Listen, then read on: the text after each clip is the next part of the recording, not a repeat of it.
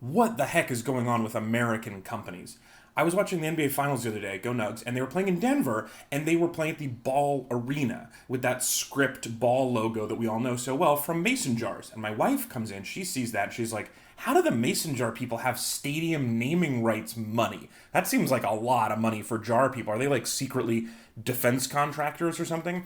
And so then we have this great riff about how they're secretly selling all their Mason jars to American military bases so they can have that hipster aesthetic where they're like drinking out of Mason jars and there's like fairy lights above the tanks and stuff. It's a great riff. We have a wonderful time.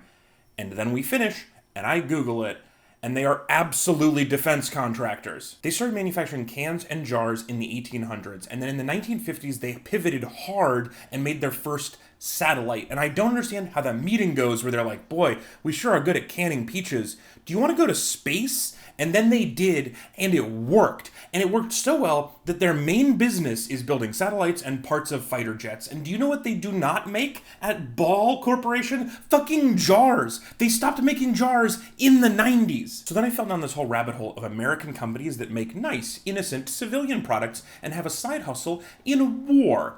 So like AMF, I know them as making bowling alley stuff. They make pin setters, they make ball returns, and they make those animations that are more intense than you'd think, where like a bowling ball is dropping bombs on pins. They also make nuclear power plants and rocket launch systems. They make missile stuff, which means that those intense animations of balls dropping bombs might be based on actual footage. I don't know. I own an air conditioner from a company called Honeywell, which I know also makes security systems, but what I did not know is they invented the autopilot system on the Enola Gay that went to Japan to drop the bomb. In addition to making your air cool, they also make hands-free nuke planes. And just a couple years ago, John Deere Tractors joined forces with the company that makes the Roomba to make automated patrol robots that can patrol around military bases, which can't possibly go wrong. Look, I've heard the phrase military-industrial complex. I've just never Googled it until now, and I didn't realize what it meant. What it actually means is that no matter what you manufacture in this country, at some point the government is going to knock on your door and be like,